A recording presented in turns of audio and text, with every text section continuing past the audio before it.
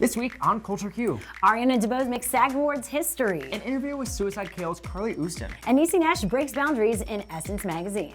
What is going on? It is Lalwani here. And I'm Shira Lazar. This is Culture Q. And here are some of the highlights from this week in queer culture.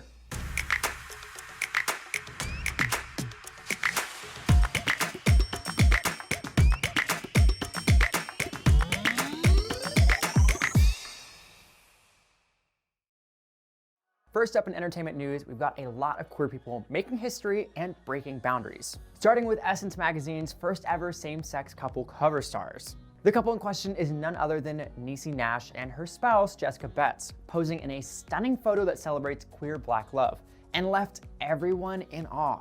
Nash, known for her roles in shows like Reno 911 and Claws, posted the cover in an Instagram post, along with the caption, "Making herstory."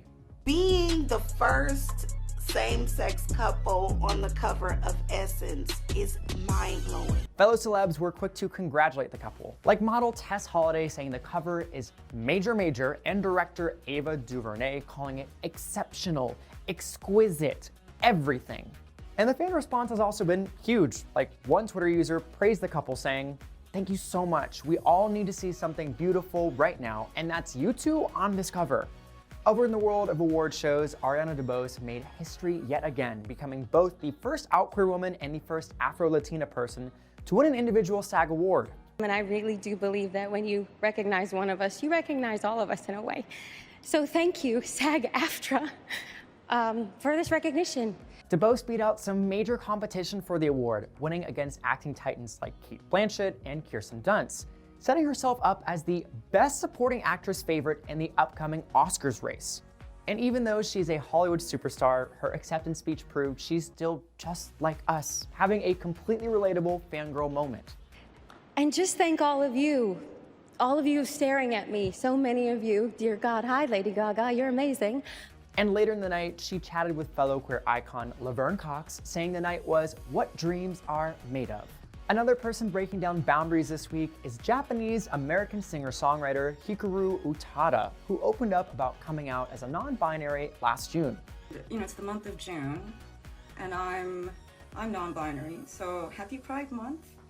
In a recent interview about their newly released album Bad Mode, the singer also talked about the gift of discovering the term non-binary a couple of years ago.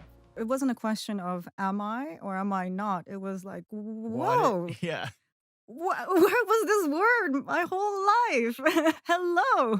The conversation then opened up to a broader discussion surrounding gender identity in Japanese culture and why they felt it was so important to come out publicly, saying, "There's a lot of lack of visibility I don't see being discussed in Japan, and it was a sense of responsibility. It felt really good." And as the fight for LGBTQ rights in Japan continues on, it's clear that figures like Utada are needed to push the needle towards equality. This week I got to sit down with queer filmmaker Carly Usdin to talk about their dark comedy feature, Suicide Kale. Let's take a look. What are you doing? Hi. What's going on? I feel like they're being normal and we're being weird. Oh yeah, absolutely. What did the note say exactly? It said, "If this isn't working for you anymore, then neither is life. Bye. XO." Wow, that is an alarming lack of effort. Okay, let's get into the movie, Suicide Kale. What was the inspiration? The name itself draws me in. It's intense. You know, we were all sort of in this moment. It was like maybe late spring or early summer, and everyone was sort of in like a work is a little slow kind of place. And Brittany Nichols, who is kind of the brains behind this entire film. The story of Suicide Kale is one that she had been wanting to tell. It's a very dark comedy of manners, I suppose, about a lunch between two couples that goes horribly awry. There's an anonymous suicide note involved. The two couples, they're both queer couples. The one couple, they just recently got together, so they have this very kind of like, we're in love, we're brand new, but like uncertain outlook on life. And then the other couple's been married for years, and so they're both at very different cycles of their relationship life, I guess. Yeah, so Brittany got us all on an email. She had this concept for a film. We loved it, and she kind of let everyone, it was really incredibly collaborative. Like, I don't think I'll ever work on something as collaborative as this. She kind of let the actors come up with their own characters. Like we let the actors name their own characters, which advice to writers and directors out there, don't do that unless you want the longest, most ridiculous character names. But it was great. And the script was only like 30 some odd pages long. So the film is like really improvised. Directing something like that was different. It was definitely a challenge, but it was really, really fun and an incredible experience. How is being non-binary, how does it shift your perspective when it comes to telling stories about women and about the community? My whole goal is to tell stories that I haven't seen before, that people haven't seen told before. And for me, when I was first starting out, like 10, 15 years ago, for me, that was like women-centric stories. I wanted to tell stories about women. I wanted to tell stories about people who were not white, straight, cis men doing the same thing we've seen done 1,000 times in 1,000 movies and 1,000 TV shows. I want the work I create, when I have that level of creative control, I want it to reflect the world I live in and then my community and my life. So coming out as non-binary over the last like year or two, it has shifted things a little bit. I'm still very interested in telling the same types of stories. It's just, I think it's widened the lens that I want to tell them through a little bit. So I'm much, yes, I want to tell stories about women, but I'm also very excited about telling stories about trans people, about non-binary people, about people like me. Like, I didn't expect to be in my late 30s and being like, I think I'm non-binary. What's going on? Like, that was not something I had on my bingo card or whatever. So I think it just kind of widened the lens that I wanted to kind of see things through. And also, congratulations.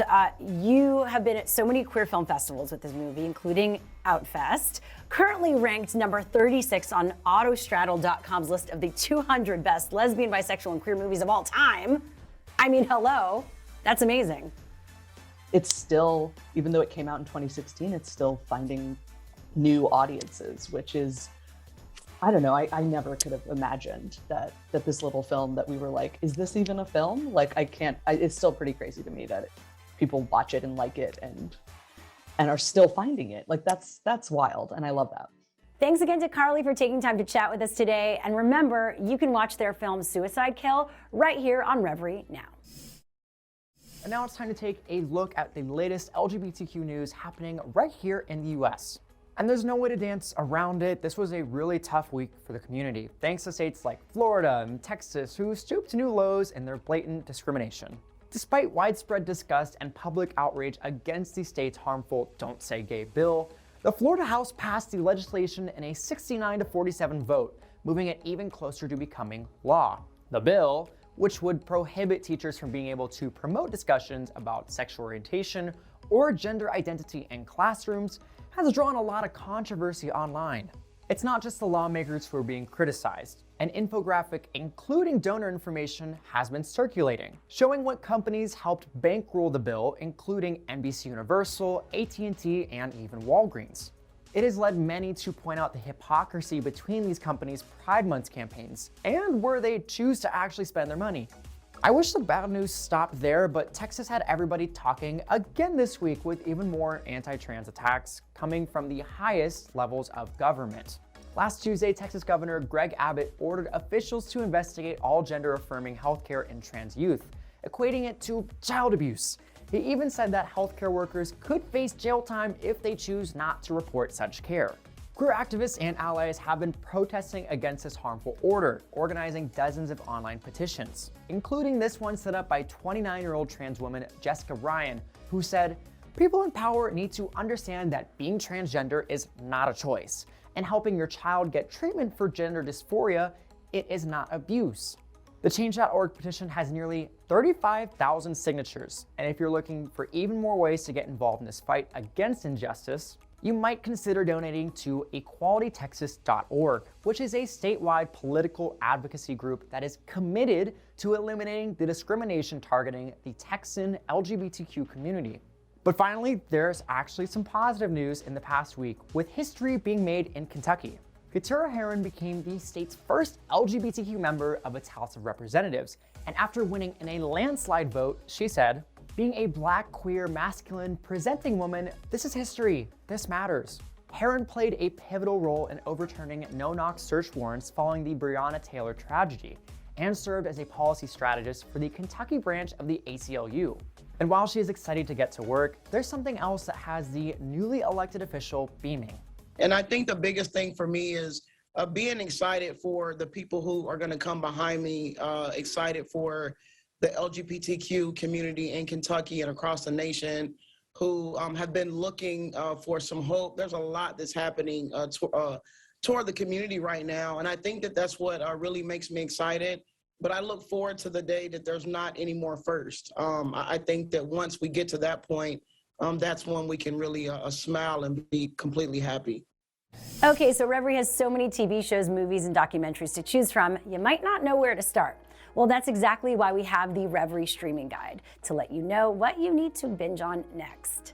This week we're watching As Good As You, a film that follows Jo, a 41-year-old bisexual writer going through a bad bout of writer's block, caffeine addiction, and passing through the stages of grief following her late wife's battle with cancer. And as if that weren't enough, Jo finds herself caught up in a love triangle with two of her best friends, all while trying to become a single parent. You can stream As Good As You, which the independent critic called quietly poignant, right away. And if you still want to get more, there are so many great titles for you to watch streaming right here on Revry.